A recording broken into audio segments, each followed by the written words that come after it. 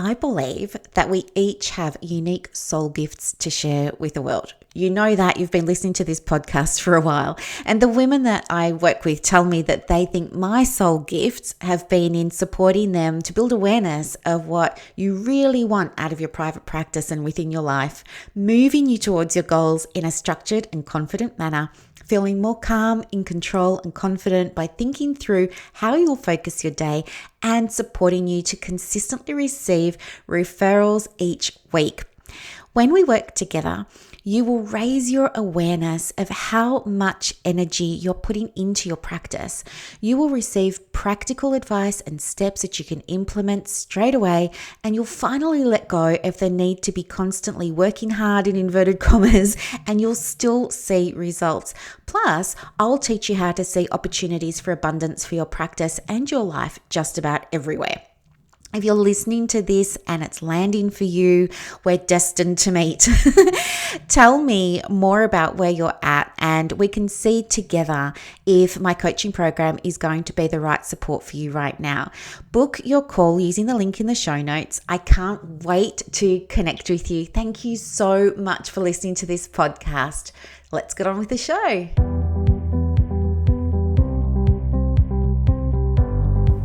Welcome to the Private Practice with Soul podcast. My name is Dr. Brooklyn Storme and I help private practice owners align their business back with their soul's calling, with their big vision and with their soul's purpose.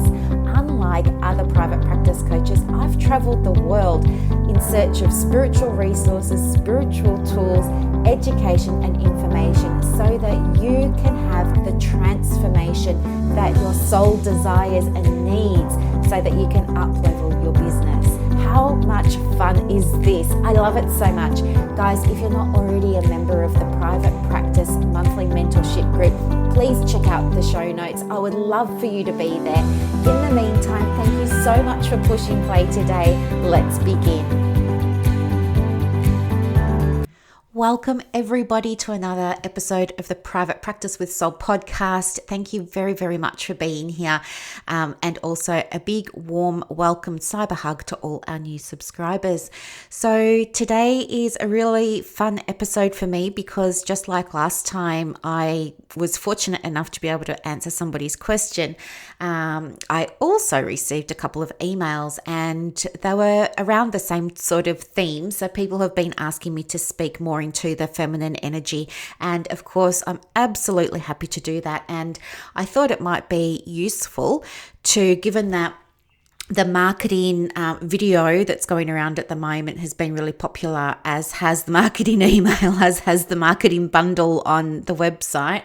And for that reason, I thought what I would do is have a very rough attempt here at integrating private practice with marketing with a feminine archetype for you. And I'm just so excited to be able to do this. I mean, who gets to do this stuff? We are so lucky to be able to come together as women and have these conversations, aren't we? I mean, could you just imagine what it would be like to be in person and be able to, freely discuss this? I mean, if we were all together, I would love to have, like a women's circle, and we could all start with some breath work and we could make a little ritual to open and close the circle, and we could share a teaching or a lesson and then share our experiences and our lessons and the growth, and we could take away some action steps. And I think I've just described a retreat for someone there.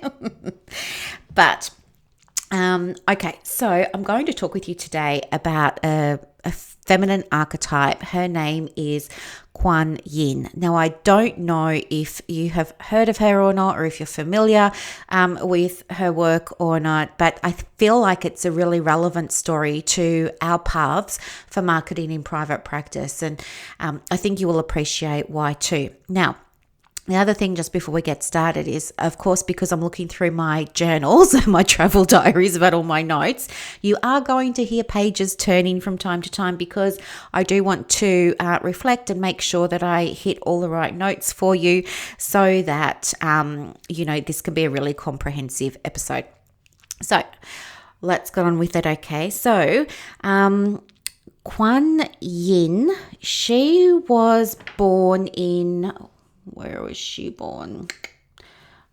She was born in Asia, and her birth name was Yoshinami. Okay. Now, she was born in this part of Asia that was like a really lush jungle, and she was the youngest child to a family that were of modest sort of circumstances, modest means. And this family, the parents, were very much into social climbing. The culture of the community was very much like you always wanted to be moving up the rankings, always wanting to be moving up. And anyway, her role as a little girl was to, serve her family, and she would do that with domestic chores, right? As was the thing back in the day. So this is hundreds and hundreds of years ago. And anyway, eventually she came to realize that she wanted more, and she used to go off into the thick of the jungle just for some downtime, just to kind of get away from everything. That's how we would see it now. But of course, in the text, it's written a lot more eloquently than I'm describing. But in today's terms, I think she was perhaps a victim of domestic abuse. Her father wasn't very nice to her and used to beat her and things like that. Her mother wasn't very nice to her. She didn't have very many opportunities because they were in a rural village. And so whenever she could get a chance, she just used to want peace and quiet, and she would go off into the forest for this. And she would just sit there sometimes, and she developed what we would now call a meditative practice. But she used to be in the forest, and she would just sit and she would listen, and she would just be really present, and she would just really focus on nothingness, right? Just focusing on emptying her mind. Anyway, she goes off and she does this, she takes her time out. And anyway, she comes back home, and apparently the village that her family live in gets overrun by, I think it's a Mongolian army, a faction of the Mongolian army, and they're not very nice, and they end up, raping and pillaging the village. They set all the houses on fire. They slaughter her family in front of her. She witnesses that, and then she herself is raped by a group of men, and then she's kind of left for dead. She's discarded, and they assume that she's dead, so she pretends that she's dead so that she can survive. And she's just, after they all leave on their galloping horses, and she's seeing all the fires around her, and she's in shock after seeing what's happened to her family, she passes out, and she doesn't wake up again for some time. And when she does, she describes it as, just something in her soul, in her energy, in her mind, in her whatever you want to call it, something just told her to get up and move. And she really wanted to, but she couldn't. She just couldn't summon the energy. And so she closed her eyes again. And then what happened was sometime later it started to rain. And she knew this because she started to experience the cold drops of rain on her skin. And again, she just heard something within her say, get into the forest for safety. She just had a feeling that the Mongolian army wasn't finished and that they might come back. So off she goes into the forest, but she goes right into the heart of it this time. And she's only ever been around the edges, So she goes right into the heart of it, and she's by herself, and she's 13 or thereabouts.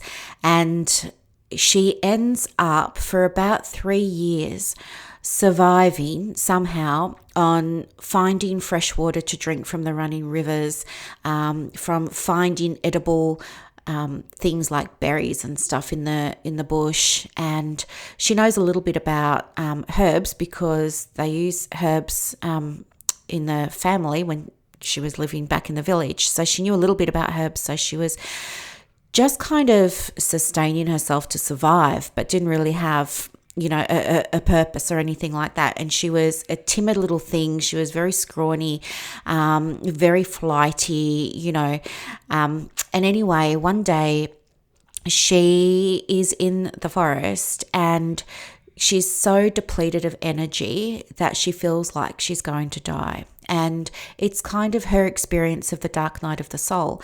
And she just wants to give up, right? She feels like she's got nothing to live for. She doesn't have purpose. Her life doesn't have meaning. She's starving and hungry all the time, all those sorts of things, right? And then anyway, just as she's on the brink of thinking about, what should she do with her life, she has an experience where a man mysteriously appears. And this is a very unusual occurrence because in the 3 years since she, moved into the forest, she's not seen another living soul. Animals and stuff, yes, but not another person. And so she's terrified that this guy has just turned up, and he's a little bit older than her, but it's really interesting the dynamic that they have, because I feel senses that she's scared and timid. I mean, you just have to look at her to know that she's not in a great place. And so he approaches her by not having eye contact with her. And what he does is he just kind of stays in her periphery and he just sits, and he comes back day after day just sitting. And so she's just starting to get used to him being there, but she's very on edge because, she's been raped by men and beaten by men and all stuff like that. So her anxiety's through the roof. Anyway, she starts to get used to the presence of him, and then he starts to do very soft, very gentle things for her. Like one day she goes down to the river and, she comes back and he's created like a little fire for her, and he's put a bowl of water next to the fire for her, and he's found her some food and he's put that on a big leaf for her. So he's made her this really nice offering, if you like. And she doesn't really know what to do. And again, she's very suspicious and very doubtful. But at the same time, she really finds the idea of a bowl and, very appealing because it's been such a long time since she's even seen cutlery and flatware and stuff like that. So she accepts the water and she sits by the fire and she eats the food. And then he's just still kind of there in her periphery. And, he's just trying to, I think, create for her a sense of it's safe and it's okay. And he's very understanding, I think, that it's going to take a long time for her to trust. And he seems to be just fine with that. He is going to be there with her for as long as it will take. So this dynamic continues for some years, actually. And eventually she begins to trust him, and she gets very, very curious because she starts to notice that after he sat with her for a little while, he will then get up and he'll walk away. And so she becomes curious and begins following him. And he leads her to a great big lake or a great big river. It's near water and there's a great big waterfall. And he just likes to go and sit down the bank there and do his own sort of meditative practice. And so she would always sort of be in the shadows, lurking around behind him, peeping at him from behind the shelter and safety of trees so she wouldn't get seen. But he kind of always knew that she was watching. And anyway, this pattern happened for a little while, and then over time she decides she wants to, learn a little bit more. So one day he's going back down to the river or the lake, and he goes and sits down, and she goes and sits down kind of in his space. And she's just watching him, just curious. And he is happy for her to be there. So then this goes on for a little while, and then she starts to sense things from him energetically, like, he's a safe person and stuff like that. So she starts to pick up that maybe he is contemplating or engaged in a contemplative practice, and she wants to know more about it because that's how she's found her peace in the past. And then very gently and very quietly, he starts to utter single words to her. It's strange for her because nobody's spoken to her in years. She's not spoken to anybody in years. But at the same time, there's a gentleness and a calmness and a love there. that they have for each other. And over time, this man teaches her about things like, well, what we would call compassion and what we would call forgiveness and self-love and stuff like that. And she starts to take on the lessons that he's teaching. He ends up teaching her also about the power of water. And he instructs her that water is always fluid and that you can't physically hold water because it's always transforming, it's always transitioning, it's always moving. And he uses this to teach her that it's the same for life and it's the same for situations, that you can't hold on to things because they're always moving. And even if it's a memory, the energy of that memory is always moving. And he uses the water as this analogy for life and for her experiences. He teaches her that it's really not possible to be holding on to things, and that when you can let go and release, that's when healing can start. And he teaches her about rituals that she can use with the water. So, for example, he teaches her a bathing ritual that she can use to help her feel like she's washing away unwanted thoughts or unwanted memories or unwanted feelings. He teaches her how to have mindful practices with water. He teaches her how to meditate with a bowl of water, and then he teaches her that if she sets an intention into a bowl of water and she can hold that bowl of water while she's holding her intention, and she can sit there and reflect on that intention, and then if she allows herself to drink that bowl of water, that's a little ritual that she can use to feel like she's embodying her intention and things like this. So he teaches her all about that. And they have this really beautiful relationship, because what she doesn't realize is that she's actually healing. And through these practices with him, she's actually becoming stronger and stronger and stronger within herself.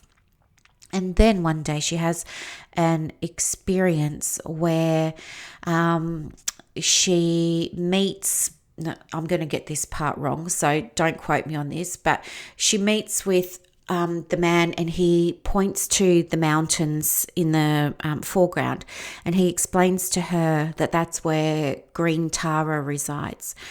And green Tara is another feminine archetype. We can talk about it another time, but she's all about transformation and earthing and, Mother Nature and Mother Gaia and stuff like that.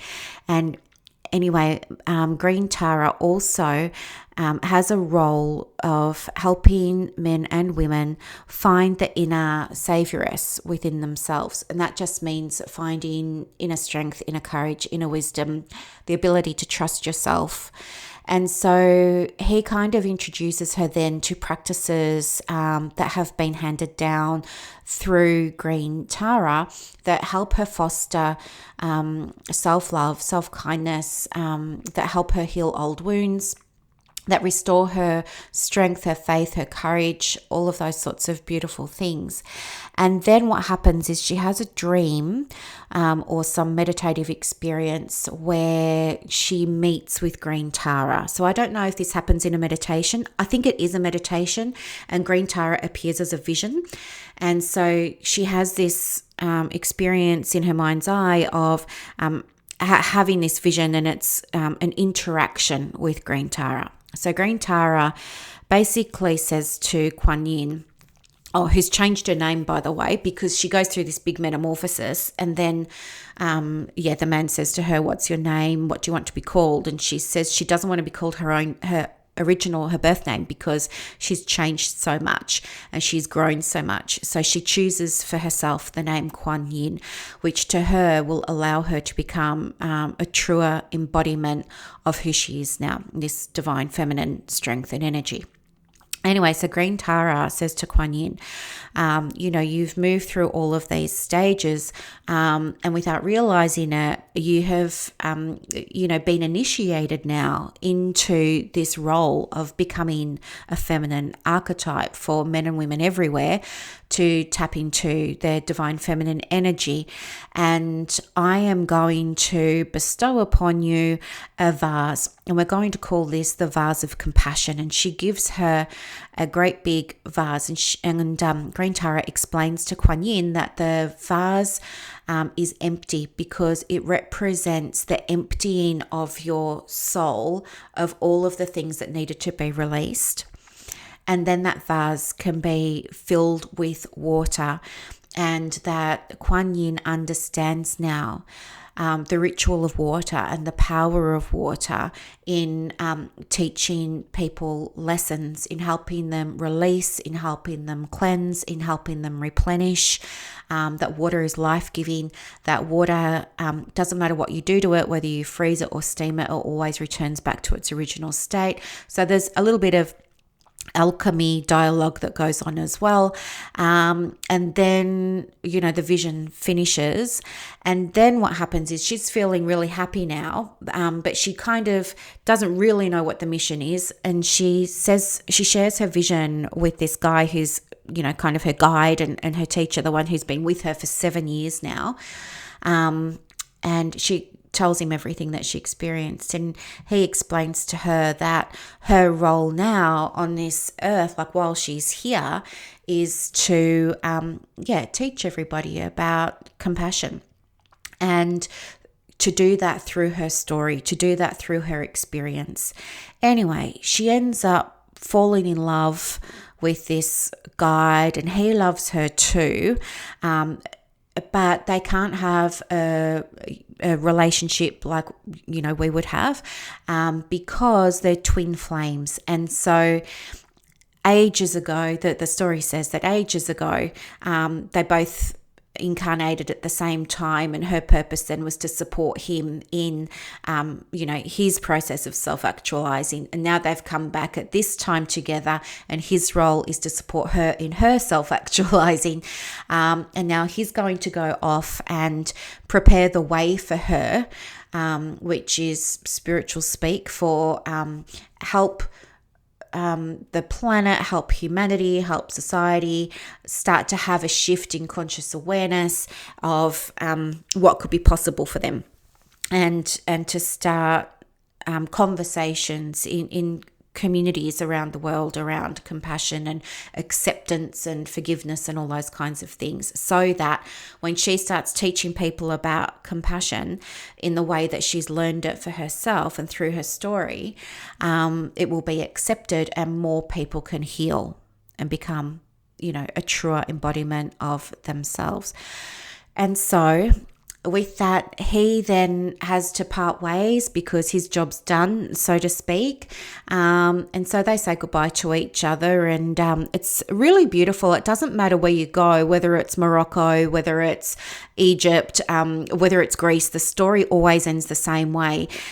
He sort of goes off into the water, saying goodbye. It's all very romantic. She's on the bank of the lake, waterfall tumbling in the background, and it's just nothing but love between them. They're not speaking, but he just walks silently off into the water, and he disappears into the water in a spray of mist. I mean, how beautiful is that? Anyway, she's kind of sad, but kind of understanding what's going on, and she waits there for a little while, and she knows that it's okay to grieve and that there's nothing wrong with feeling grief. So she gives herself 3 days and she grieves, for the loss of that relationship or for the loss of him now, but trusts they'll meet again in the future at some point. Anyway, when she's through with her grieving, she picks up and she doesn't really know what to do. She only knows that her role now is to go and teach people about her story and about compassion and about how you can become stronger through the unwanted experiences that you have. But anyway, so she's kind of walking back into the forest, and then she sees something out of a fairy tale. She sees this old person hunched over with a bucket of water on their back, and she just instinctively gets scared because it's been a long time since she's seen a human. It's been 7 years now since she's seen a human, and the last time she saw humans or people, they were not being very nice. So she's kind of scared, she hides, and then she realizes that she's meant to follow this person. So she follows this person. They go into a village, and it's just like instinct. She just kind of knows what to say. She's welcomed into the village. People are curious because they think they know everyone in the area, and why don't they know her? So there's a lot of curiosity, and then dialogue unfolds, and she starts sharing her story. And as she starts sharing her story, people can relate to that story, and she becomes sought out by people from villages everywhere to learn about compassion and to learn about kindness. And it's through her story that she becomes a leader, and it's how she became an archetype for feminine energy. And so isn't that such a beautiful story? And it's a lot more detailed than that. I'm just conscious about the time and my memory, but it's a really beautiful story, and I would encourage you to read it. Quan Yin is spelt Quan space Yin for Nelly. It's a really beautiful story, but the reason that I chose this one to share with you was because I feel it's a really great example that your story becomes your pathway to your leadership. And it's okay for you to be a leader in counseling, in therapy, in psychology. And by leader, I don't mean you have to be like the president or the prime minister of anything. By a leader, I think you can do what Quan Yin did. You can have the transformation. And here's the thing, nobody's ever had that transformation that you've had. It's so deeply personal that you are the leader of it. Nobody can take that away from you. Nobody can discount it. No one can disqualify it. It's your experience. And by your experience alone, that makes you the expert in it, which makes you the leader of it. And so this is what I was explaining to you in the last episode of the podcast. I think it's just so powerful to drop some of the ways that you guys, some of you have been marketing your practice. You've been doing it in outdated ways that are no longer resonating with people that you want to serve. Those people that you want to serve don't need cold writing. They don't need to hear about your qualifications and your therapeutic modalities and all of that. They're looking for a deeper connection, and it's by sharing a story of transformation. It doesn't have to be about compassion, but I think most people can relate to compassion and what that journey of compassion can look like. And you can absolutely lead them through that. And it's by doing that they're going to want to work with you. Okay, so all you would need to do for yourself is really think about stories that you can pull from different areas of your life, whether it's working in private practice, or whether it's raising a family, or whether it's getting a divorce, or whether it's making money for the first time by yourself, or whether it's changing a health condition, and becoming healthy again. Everybody has so many stories, and it's by sharing your story of how you emptied the vase, and how you refilled your cup, that you're then going to be able to pour from that vase for the people who really need it the most. When we're in our shadow feminine energy, we want to be filled up, but we're not. We feel empty, we feel depleted, we feel exhausted, tired, no energy. We need strong feminine archetypal stories to come through and give us permission, show us that it's okay and it's safe for us to heal. It's safe for us to do the inner work, the deeper inner work, and that it's okay for us to fill ourselves up with the very things that we need filling up with. Okay, so I hope that you can tune into the story of Quan Yin when it comes to you writing your next email, writing your next blog, recording your next podcast, and really take a lesson from that for yourself and apply it today in 2021. I mean, this happened in, I don't know, centuries ago, thousands of years ago. But you can absolutely apply it to, modern times now. And this is the time that the world wants to hear this message from you. Okay. So I hope that this has been a powerful episode. I hope that it really lands for you. I have 3 coaching places available for the current coaching intake. And if you would like to work on your marketing, your narrative, your connections, how you're going to attract referrals through your marketing, how you're going to fill your diary or create compassion or balance in your life for yourself, and you would like to talk with me to see if it's possible that I can help you with that, I will put my diary link in the show notes, and I'm more than happy to talk with you, and we can explore together whether or not we'd be a good fit to work together. At worst, I can direct you to the website. It's called resources.brooklynstorm.com, and on there you'll also be able to find both free and paid resources that you can use to support you in the development of your private practice. But yeah, if you're a bit past group work and you're a bit past the freebies and you're at the stage now where you would really value the one-to-one, then I would absolutely love to talk to you, and let's see what we can figure out together. Thank you so much for listening to this podcast. I'm looking forward to your feedback. Let me know what you thought. I'll talk to you on Wednesday. Bye.